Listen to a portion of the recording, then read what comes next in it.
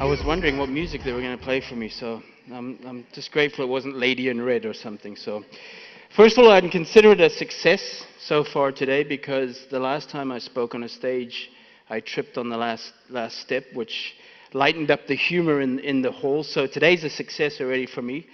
But I just want to say, when I got the invitation, and thanks to Richard for linking me with John, I didn't think twice about it. Even though next Sunday I have to be in New York for the US Open, I left another coach who was a former player with the player I'm working there. He wasn't too happy about it, but I thought, Switzerland? No ways, I'm passing down that one.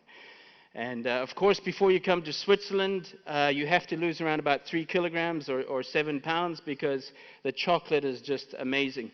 And of course, you think of Switzerland, you think of Toblerone. But here's the thing about Swiss chocolate, even the bad chocolate is good. You know, the bad chocolate in America is really bad, but the bad chocolate here is still good. So that's something you learn very quickly. I purposely came a little bit earlier to catch some badminton because I'll be honest with you, it's a sport I've never watched live. And I just have to say that when you watch this game live, it is incredible. You know, because obviously I think that the camera view on TV is from the back. So you don't really see the speed that when you're sitting on the side. You know, I was watching the Germans play yesterday doubles, and I got a headache. I just couldn't keep up. So I had to move to the back to watch it, but incredible.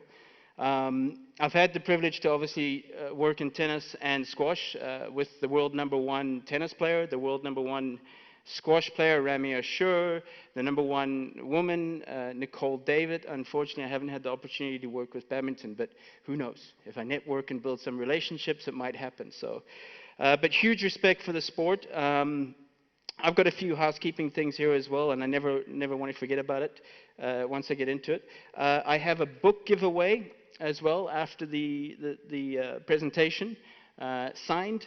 And there's going to be a question in today's presentation that I'm going to ask at the end. And it might not be up on the board, but I encourage you to take notes. It's a pretty easy one. So take notes, and you could be walking away with the 7 keys to being a great coach.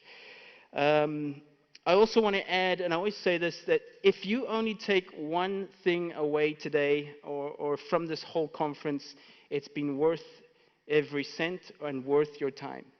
I also see if you read a book, for example, read 300 pages of a book, and there's just one thing that you take from that book that moves you forward, either in your career or in your life, it's been worth it. So hopefully you're going to take away a lot more than one thing. I know there's a host of incredible speakers here. I feel humbled to be part of that panel, but I know for sure I'm going to be taking a lot of notes. Something that always rings in my mind, I was sitting behind the coach of the Miami Heat, Erik Spoelstra, at a basketball seminar, and I'll never forget the presentators that were coming on. I mean, Erik Spoelstra, NBA champion, coach champion. He was the manager and coach of LeBron James, Dwayne Wade, all these players. If you don't know basketball, my apologies. And there he was writing down notes furiously. And this is the NBA top of the game. It didn't matter who came onto the stage, experienced, young, male, female, Erik was taking notes. And the great John Wooden, the UCLA basketball coach, who's hailed as probably one of the best coaches ever, same as well, taking down notes. Because as we know with age, you can't remember everything, and you forget quite a lot. I always like to do this at the beginning to give thanks and say thanks to everybody who's made this happen, because if we run out of time, then I feel pretty guilty that I didn't say thanks. But John Shearer, Jack, of course the Swiss Federation, Robert, I'd just like to acknowledge you for putting on the para badminton as well. Paralympics and parasport is very close to my heart. I work with the United States tennis team, who are the world champions, and I work together with the US soccer Paralympics teams as well. It's something I took on 3 years ago when I challenge people to challenge themselves, to get out of your comfort zone, to become a better coach, a better leader, whatever it may be. And I asked myself, Allistair, you're asking others to get out of their comfort zone and to get uncomfortable. What are you doing to get uncomfortable? And I thought about it.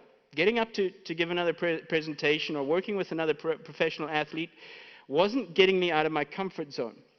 So I decided to give the United States Tennis Association a call, Jason Harnett, who runs the wheelchair division there, and I said, I'd be super keen to work with you. Let me tell you this. At first, it scared the living daylights out of me. I was researching, I was reading, I was asking people, what do you do with this population? And it got me out of my comfort zone. It got me into something I had no clue about. Of course, I'd watched it before. But I just want to encourage you, if you get the opportunity to work with para-sports, para-badminton, or whatever it may be, do it. It is incredibly rewarding.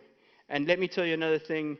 They are incredibly motivated and determined, I would even have to say sometimes more than able-bodied athletes. That's something I picked up with parasports.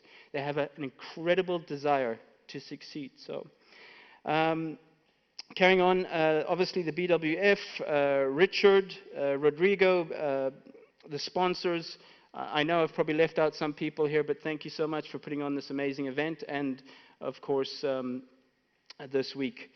So I'd like to start here with some questions, and I'd like you to think about it. You don't have to answer these out, but let me start with this. Why do you do what you do? I'm going to ask that again. Why do you do what you do? Why do you coach?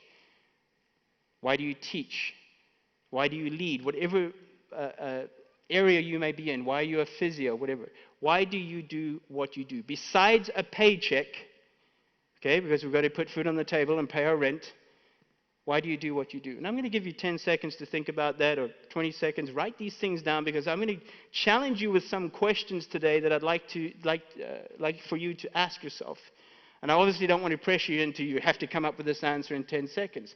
But that is an important question to know in what you do, is why do I do this, besides a paycheck? You've heard, especially these days, the buzzword is about your purpose. If you don't know why you do what you do, you probably don't know your greater purpose. And as we know, a purpose is serving something greater than yourself. And for me, coaching is serving something greater than yourself. In fact, Mark Zuckerberg gave a commencement speak at Harvard 2 years ago. It's on YouTube. I encourage you to check that out. And he spoke about finding your greater purpose. Because it's a buzzword, right? We've all heard of purpose, find your why. Simon Sinek, find your why, etc. But do you know what your purpose is? Because when I found my purpose, and I'm going to be going into this a little bit more tomorrow in the Champion-Minded presentation of how you can find your purpose. It gives me motivation on my bad days. I might seem positive, motivational speaker, so on and so forth, but I am just like you. I wake up sometimes not feeling motivated, not feeling like getting up. But when I find my purpose, which I have, is serving others, inspiring others that they can go on and inspire others, so passing that down the chain, that's what gets me up in the morning. Okay? Positive people aren't always positive. You want to know the difference between positive and negative people? Positive people are able to move on faster. Negative people hold on to the problem. Tony Robbins said the difference between successful and unsuccessful people is successful people come up with solutions quicker. He's worked with CEOs, he's worked with the president, he's worked with the most powerful people in the world. And they asked him, what is the commonality of successful people? It's that they come up with solutions faster. And in coaching and leading, there can be no better quality than to come up with solutions faster. Problem solving. Okay, how long do you stay on the problem, and how long do you move on from that? My second question for you. Let me just double check that. Let me ask you this question. Think back in your career, maybe you played badminton, maybe you played another sport, of how many coaches you had. Okay? I know thinking back that's pretty difficult, but plus, minus. Think about when you started, how many coaches you maybe had. Was it 12? Was it 8, 20, whatever it was. I'm going to give you a few seconds to think about that. It doesn't have to be the exact amount. Okay? How many coaches did you have growing up until you finished maybe your badminton career, or maybe you're still playing right now in a league, for example? Let me ask you this. Out of those 20 coaches or 10 coaches, how many of those made an impact on your life? Okay? They might have made an impact on your game, but out of those, let's say 20 coaches, how many made an impact on your life? Is there anyone in the audience that wants to share with us a number? For example, 10 coaches, 2 impacts. Anybody? Just shout it out if you want. There's no wrong answer here, so. Anybody? Yes. 10 coaches, how many made an impact? One. Okay. Anybody else? 8 coaches, how many made an impact? 2. Okay. Let's go for one more. Anybody? Yes. 3 coaches and impact made more, 10 or more because. So you had 10 coaches. No, I had 3 coaches myself, but I inspired also from different coaches. Okay, super. So you looked outside as well. Well, that percentage is about right. It's less than 10% of coaches make an impact. And I want you to ask yourself, why did they impact you as a player? Okay? That's where I'm going to start right now, is with the word impact. I looked it up on the online dictionary, and this is what it came up with. To create a significant emotional effect on another human being. Pretty powerful, right? Coaching? I think so. Or leading. Number 2, to have a memorable or persuasive influence on others. Okay? Before you can impact others, you have to have an influence on them first. Cohesion, competence, care, confidence. These things that we look for in a coach and a leader. And number 3, the ability to express in a way that leaves a deep, desirable impression on another person. Take a photo of that if you want, but the word impact for me describes effective coaching and leadership. Right there, impact. I want to ask you now, right now, coaches, are you making an impact on people's lives? Okay? You got that? I always feel famous when they pull out all the phones. I think they're taking photos of me, but it's the presentation, so. By the way, when I wear one of these speakers, I feel a little bit like Britney Spears as well. You know, that video. That was my age group growing up, you know. So I just want to say, oops, I did it again. But you don't want to hear me singing. So, 7 Keys to Being a Great Coach. It's a book I wrote 4 years ago. My experiences in coaching. Now, I know there's probably a lot of coaches here that have way more experience than me.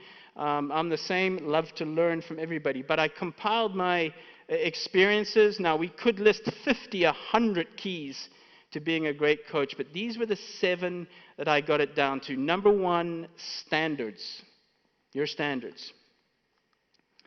First of all, your personal standards. What you stand for, your values. Okay? What you accept, what you don't accept. In other words, how you take care of yourself. Not just from a health point of view, but a mental point of view and relationship point of view as well. That's the first one, is your personal standards. Because our greatest example in coaching is ourselves. Okay? We can't influence if we're asking our athletes to do something and we're doing the complete opposite, because your athletes are watching, especially the little ones. They're definitely watching. I'll never forget, now I'm obviously not going to mention names, I did some work for the Dutch Tennis Federation back in 2004. And there was a coach there who was a little bit overweight. And the one morning, and obviously the kids would know he'd bring in junk food and so on and so forth. And the one morning he was going to give a talk to the kids about eating healthier and bringing better snacks to the practice. You can imagine how that went down. Kids are there sitting there thinking, well, you don't, so why should we do it? And that's how kids think. Parents, you'll agree with me, they'll catch you out in those 1 or 2 things, right, that they remembered. Number 2, your organizational standards. And this is very closely linked to the culture within your organization.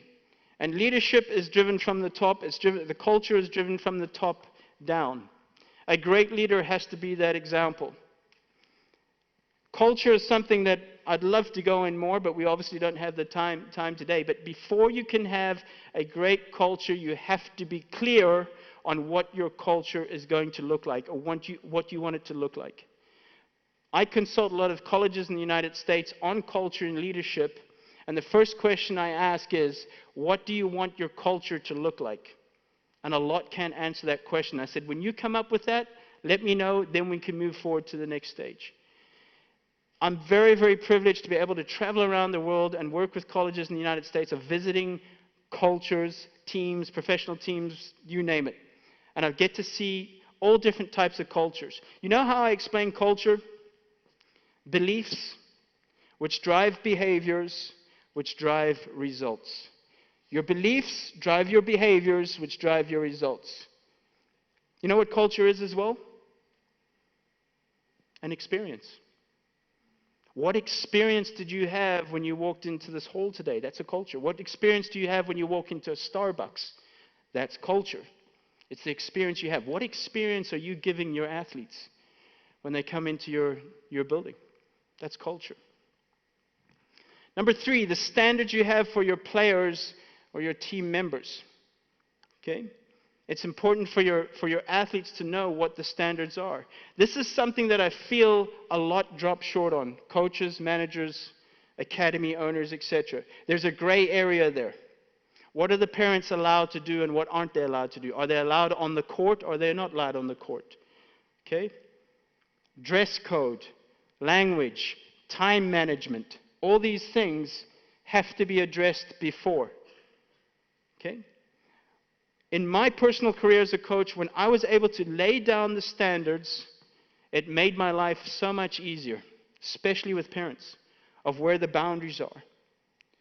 And if they didn't like it, we weren't going to be a good fit. And believe me, I've had to get rid of some, I call them families, because when you're working with a kid, you're working with a family. You're not working, a 9-year-old can't make decisions, right?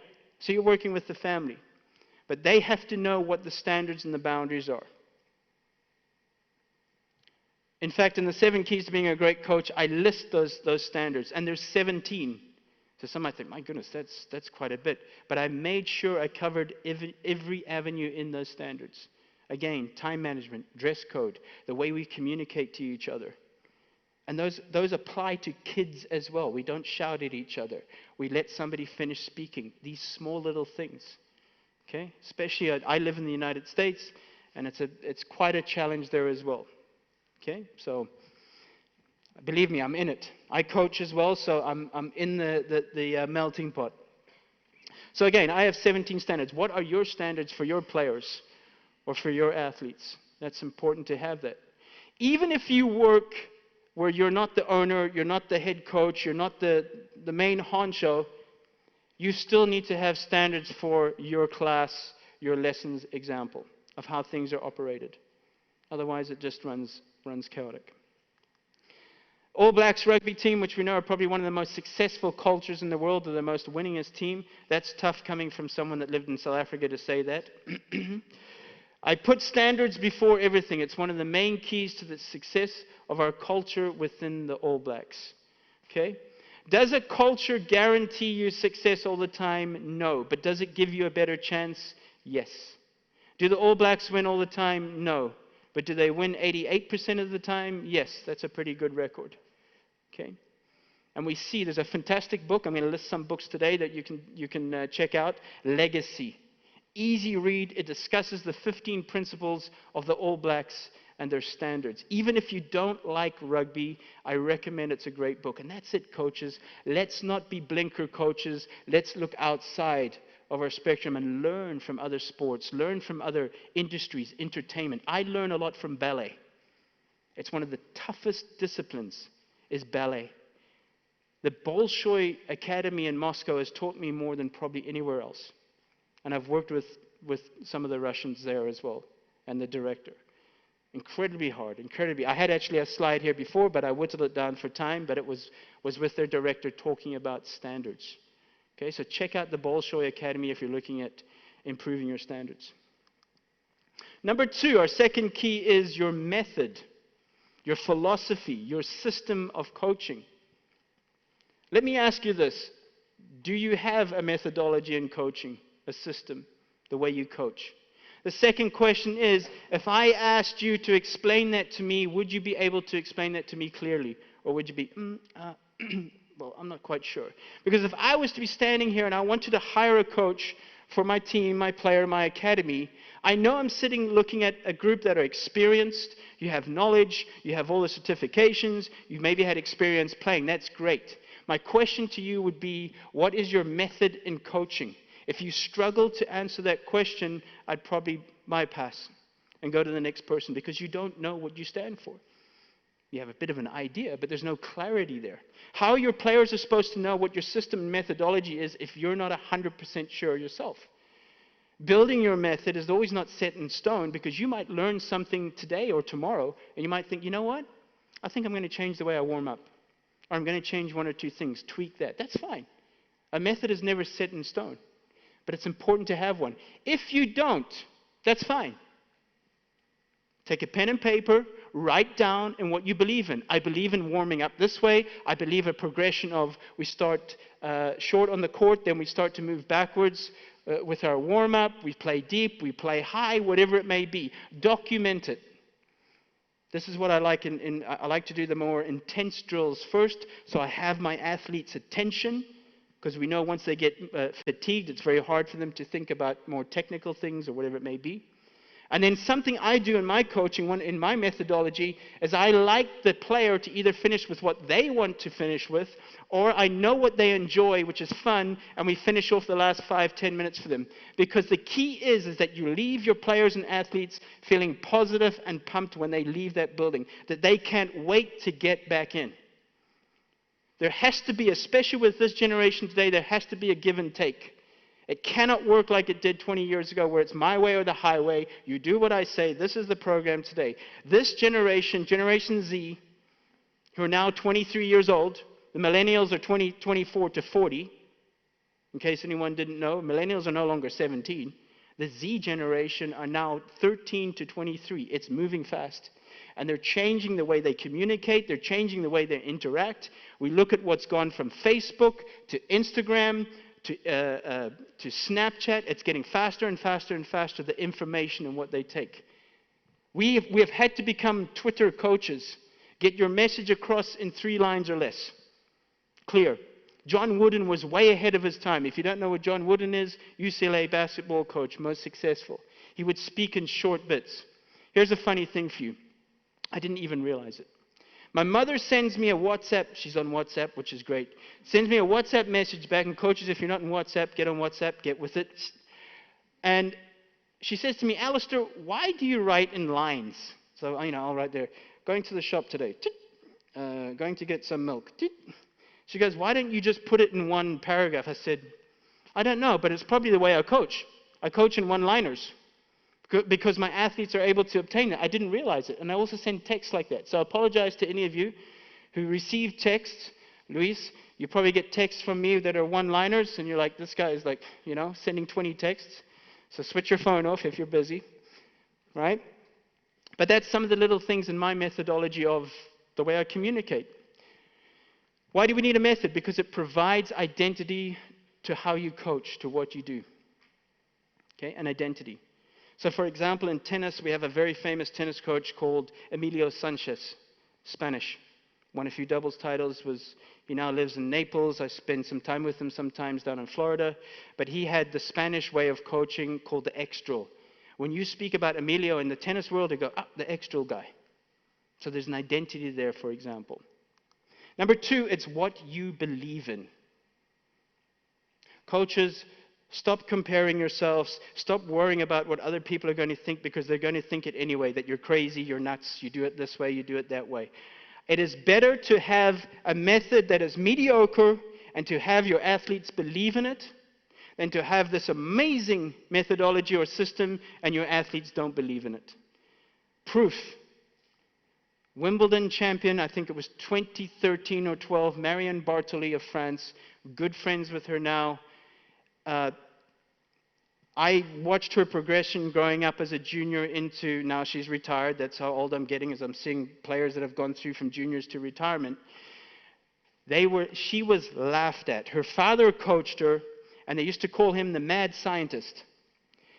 The warm-up of Marion at tournaments would be with cables and chains and a 25-kilogram weight for her shoulder, and everyone would go, this is nuts. I remember one time in Sydney at a tournament, she was tied to that fence, and that fence. Now, like almost looks like, abuse in a way, but it was bungee cables, and she was just getting jaunted every single way.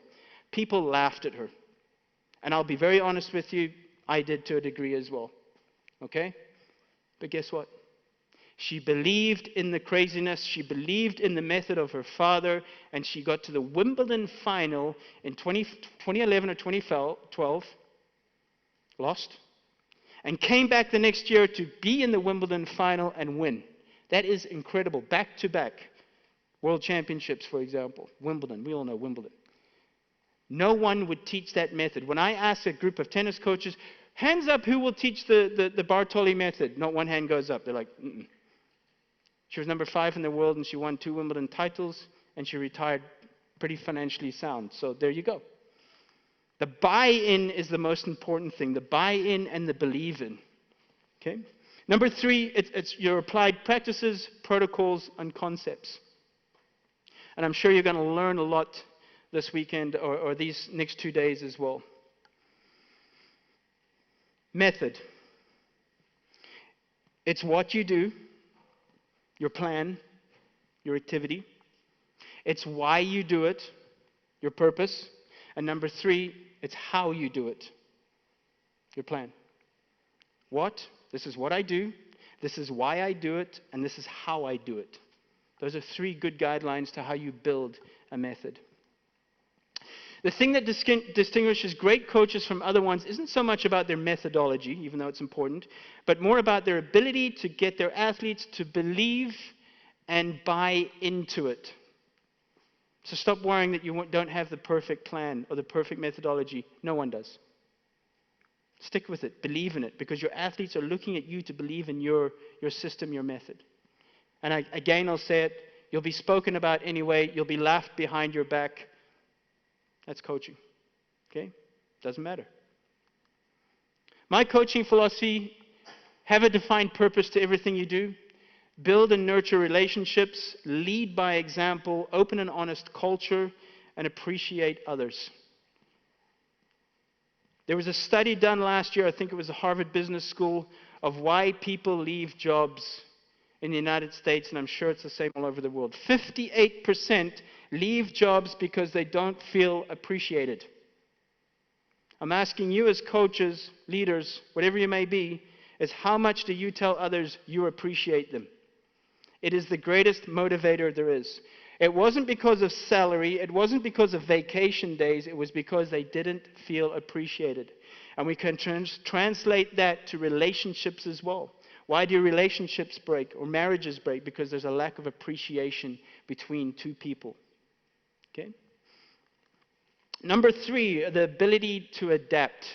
Charles Darwin said, it's not the strongest who survive. It's not the most intelligent that survive. It's the ones who are able to adapt survive. Okay? And especially today with the changing times, the generations, etc., if you don't adapt, it's going to be tough to go further in this career, believe me. We are now working with Z generation. Millennials are moving on. Okay? Under 23s don't think the way the millennials did. It's different. Okay? We're going to speak about that in a bit as well. Number 1, when change or the unexpected occurs, how do you react? We spoke about problem solving. How do you react? And we know in coaching that the unexpected occurs pretty much every day, right? Injuries, your athlete is caught in traffic, maybe you are. You lose your best player at a World Championships. How do you react as a coach? Do you go into panic mode? Or do you go into, we got this? Because that's what your athletes and your players want to hear, and your fellows. Okay? Then saying, hey, or even worse, getting the wrong name. Hey, Carol. It's like, no, it's not Carol. But learn people's names. One of the things I do to learn a person's name, and another area I'm still working on, by the way, so my apologies if I get your name wrong, is I say the name 5 times in my head when I hear it. Unfortunately, I missed the next question that they ask. But I need to remember their name. It's worked for me. Number 3, compliment others. Number 4, communicating well, listening well. Number 5, being empathetic and having humility. Number 6, being more interested in others than yourself. Number 7, not criticizing, complaining, or condemning others. Number 8, not getting into arguments or heated discussions, especially online, coaches. Please don't get into heated discussions about somebody's backhand or somebody's whatever match or whatever it may be.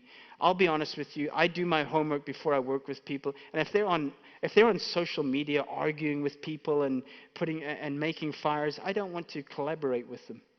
You know, that personality, that controversial person all the time. You know, you see them in every discussion. Showing appreciation and recognizing any slight improvements. You know, confidence is like a wall. Through the little recognizing the small little improvements daily, you put a brick on the wall, and you put another brick on the wall, and you put another brick on the wall. Okay? Condemning, criticizing, looking at what's not right breaks bricks down off that wall. This is how I explain it to athletes. You're building a wall of confidence. Each day, by criticizing yourself, being a perfectionist, nothing's ever right, bricks down. Recognizing the small little things that you're doing well, that's how you build bricks daily. Yes, a great win, a great tournament improves your motivation, your confidence a little bit, but it's the daily building of confidence bricks. You know what? I think I had a great workout, warm-up, brick. You know what? I really hydrated well today. I snacked, brick. You know what? My self-talk was really good today in practice, brick. Confidence. That's how you build it, okay, in practice. Number 6, fundamentals. Whew. Aren't we distracted today with YouTube and everything? You'll see those videos that have 2.5 million likes, probably have some jingly music. They're packaged well. There's bells and jingles, and there's order today and get this for free, or whatever it may be, and we're sold. Steve Kerr, head coach of the Warriors basketball team, NBA team, 2-time champions in the last 4 seasons, I think. He always goes back to a book that was written in 1966 by Vic Braden, The Inner Game of Tennis. He goes back to that book at the beginning of every season. Fundamentals. The fundamentals don't lie. Okay? Are you being distracted by the noise on social media today, or are you going back to the fundamentals? The best coaches I've worked with are great in the fundamentals. David Ledbetter in golf. I've had golfers who've gone to David Ledbetter. He's the guru of golf in Florida. Simple. Grip, stance, head. Repeat. Grip, stance, head. To players that have won majors. You're like, there's nothing revolutionary there. Exactly. The best athletes are the best at the fundamentals and the basics. They can handle boredom better than the rest. They find joy in the monotonous activity of doing repetition and staying with the fundamentals. It's the foundation to skill mastery. Number 2, success is being brilliant at the basics. And number 3, know them, teach them, repeat them. Especially young coaches here, if you don't know the fundamentals well enough in your sport, or anybody for that matter, go back to them. Go back to years of those founders and those forefathers of the sports that you're in, and learn from them. We can learn from everybody. I go back to the fundamentals. Number 7, our last one in 7 Keys to Being a Great Coach. And today you're investing in yourselves, and I acknowledge you for that. There's 100 other places we could be right now. We could be watching matches, we could be chilling out, whatever it is. We could be with our families, but you're investing in yourself. You're putting yourself in the top 7%. Again, I believe success is easy in coaching when you apply yourself to the 7%. 93% aren't doing it. Think about that. Okay? We don't get better by accident. We get better by purpose, by being deliberate in our daily habits and routines. Number 1, investing in yourself, your health, your well-being. Number 2, investing in your relationships. Of course, family first, and then those around you. Invest in them every day. Okay? It's so easy today, a short text. In fact, I put 20 minutes aside in the morning, I'm going to speak about this tomorrow, the routines I have in my life that I've developed, that have helped give me success, is 20 minutes in the morning of what I call thoughtfulness. Is where I intentionally think about people for that day who might be playing a match, they might be sick, their grandmother might be in hospital, they might be writing an exam, they might be going for a job interview, and I send them a message. That's what I do in the morning. I put 20 minutes aside. When I started that 4 or 5 years ago, I found my network increased tenfold. Because people thought, you know what? He actually does care for me. Or, oh, that's nice. I got a message. I haven't heard from him for 3 months, or whatever it may be. Thoughtfulness. You know? Or a message, hey, tough luck last night, tough match, thought you played well. Today's a new day. The sun will come up. Whatever it may be. Just thoughtfulness of others. That's how you build your relationships. And you have to be intentional. Number 3, investing in your career, which you're doing today. And I acknowledge you for that. 9 ways I invest. Read at least 20 minutes per day. Listen to podcasts. Purchase 1 book a month on Amazon. It costs what a hamburger costs. You know, depends where your priorities are. Learn from and observe other coaches and practices. How often do you do that? You know, I was invited, and thank you, Luis and Thomas. I was invited to observe the practice at FC Basel yesterday. I learned a ton. They probably don't realize it, but I learned. I learned energy. I learned interaction. Every single time I opened myself up to learn something, I learned. I learned from coaches that have been in the business for 1 year. Where I'm like, that's pretty good. I didn't think of that because I've always done it this way.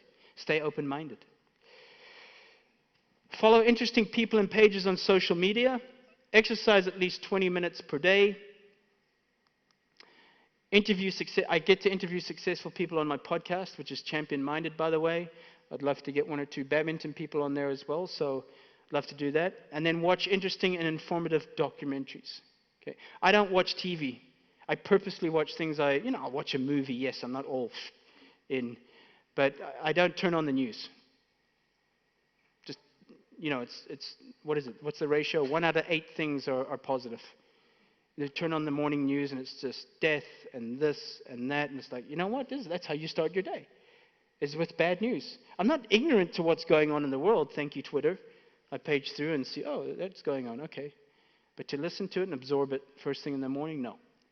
I choose what I want to watch. Documentaries, interesting things. I filter it instead of just let this regurgitation happen of noise. I can't stand when I'm in the airports, especially in America, and they have CNN or whatever it may be on. You know what CNN stands for? Constant negative news. Won't tell you what Fox stands for. That could be cut out. But just constant negativity the whole time. And this is your subconscious going all the time. And the last one, attend at least 3 self-development conferences a year. That's what I do. I usually make it more. Okay? I learn a lot from these as well. So a quick summary, the 7 keys in case you missed those. There they are. If you want to take a photo of that, or maybe you're writing down those things. Okay. Good. The 2 main areas I'm investing in right now, and you guys have done incredibly well. Thank you for your attention and staying alert. I didn't have to sing and I didn't have to dance, so that's a good sign. I didn't trip coming up. That was good, so we're in a good roll here. The 2 main areas I'm investing in right now, emotional intelligence and understanding the generation codes. Those are the 2 areas I'm really putting a lot of time into. Human behaviors. Okay? What is emotional intelligence? Well, first of all, it's the control of your own emotions and understanding the emotions of others. Wow. Imagine if you got grip of that, right? Your relationships, your marriage, your whatever it may be, your work relations at work, your staff, your teammates, fellow coaches, whatever it may be. So we have, first of all, personal competence, yourself, understanding yourself better. Okay? Knowing what ticks you off and feeling that coming on and knowing to step away or to breathe and not say something you might regret. Okay? Or mouth off. Right? And then self-management. Being able to control, like I said, control your emotions. Something we'll go in a little bit tomorrow as well. And then social competence, understanding others better. Why they're acting like that, why they're angry, why they feel this way, and really, really getting into their shoes, as they say, and really understanding them. Okay? One of the important things in that, especially when someone comes to you angry, is always, one of the things I do, it comes from the chimp paradox. Okay? With Steve Peters, a great book, is let others finish, don't interrupt. Separate the facts from the feelings. Maybe you need some time and come up with a solution. A simple process. Let the other person finish.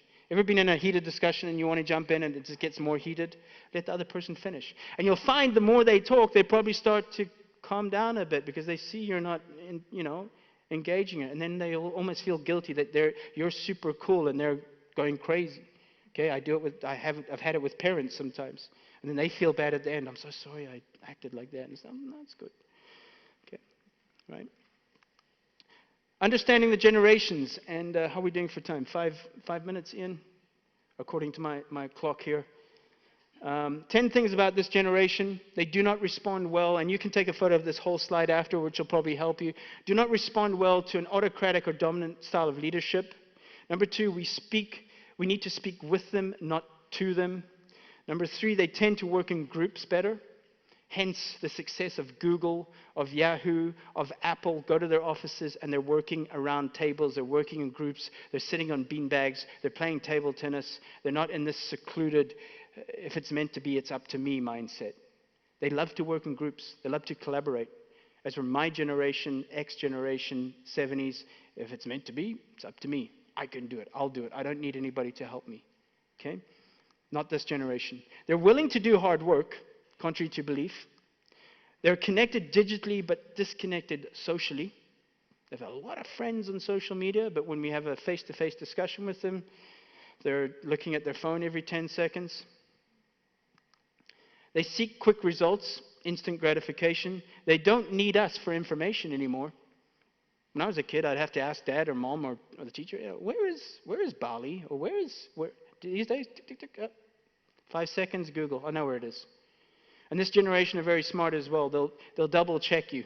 If you say something like, 17% of the time that happens, you know what Johnny or little Kim does? No, you're wrong. It's 15%, Google says. Or Twitter. Right? Number 9, they are more ambitious and driven. And number 10, coaches, you either adapt or you die. I know that sounds very dramatic, but it's the truth. They'll find somebody else that is able to adapt and somebody else that they can get better on with. Let me jump out of the way there.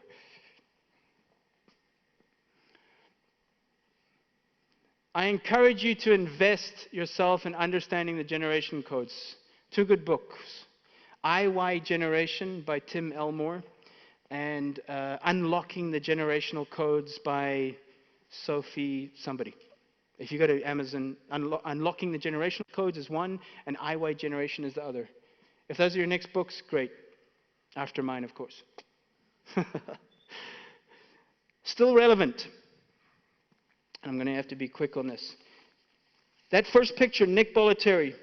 I'm not going to read this. I wanted to, but I'm just going to give you a brief outline. Nick starts his day at 4 a.m. He's the director of IMG Tennis in Bradenton. Worked with 10 number ones, Agassi, Mary Pierce, the Serena, you name it. Starts his day at 4 a.m., gets to the facility at 5. He does his own workout, has a quick breakfast, gets on court, does 5 hours in the morning, then does interviews, does another 4 hours in the afternoon, finishes his day at 7, picks up his kids to take them to baseball they play. He plays golf, he jet skis, and did I tell you he's 88 years of age. There's no slowing down with him. He travels more than me. It's insane. 88. There's no slowing down. And as he says in his word, it's all about attitude, baby. It's all about attitude. George Raveling, 83, talks about staying relevant, adapting to these generations. He wants to stay relevant, and he says, until further than 100. Attitude is everything. Okay?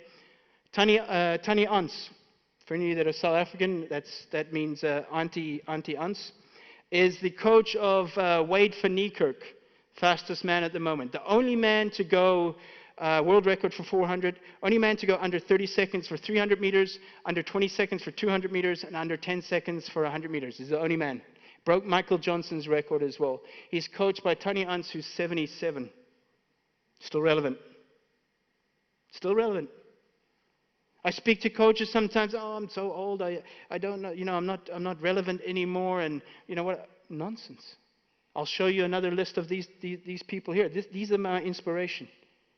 I'm thinking, man, I've got another 40, 50 years in this career.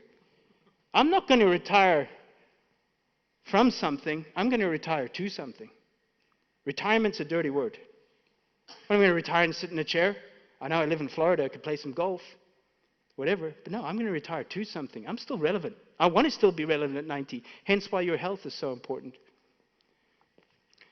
You're never too old to set another goal or dream. Remember that in life, you're only as old as you feel. Attitude is everything. Okay? Don't tell me at 65 you're too old and you're not relevant and so on. That's your choice. That's your choice to adapt and change. And change your mindset. You're still relevant. In fact, you'll be even cooler. I think Nick is the coolest dude at 88. I really do. I'm like, this guy's unbelievable. You know? 3 questions to finish off. What changes do you need to make in order to improve? Is it in your interpersonal skills, your ability to adapt? Is it you need to maybe invest more in yourself? What are those 3 things you need to change? Or should I say, what are the changes? Okay, identify them. What kind of impact are you making today? We started the presentation with impact. And again, look up impact if you didn't write it down or take a photo of that. It's the 3 most powerful lines I've seen. Describes coaching. Are you making an impact on the life of others? We saw the ratio, 2 out of 10, 1 out of 8. It's the same. When I ask any audience, it's around about 5%, never more than 10. Are you one of those 5% that are making a difference? Do you care? They don't care how much you know until they know how much you care. Period. Okay? They will remember the coaches that made an impact on their lives, not just their game. And number 3, what legacy would you like to leave one day? We're all going to leave a legacy. We're all going to be remembered for something. What would you like to be remembered for? And how best would you like to be remembered? Those are ways to connect with me on social media. I'm pretty late to Instagram, by the way. Got a lot of pressure of that from the 11-year-olds and 12-year-olds. I'm not cool because I wasn't on Instagram. So I'm still figuring that out. But connect with me. Those are the portals right there. Books are available on Amazon. I actually have some here as well. But I know that we're going to have questions this evening, which we're going to address. And thank you for listening. I hope you enjoy the rest of the speakers. Thank you.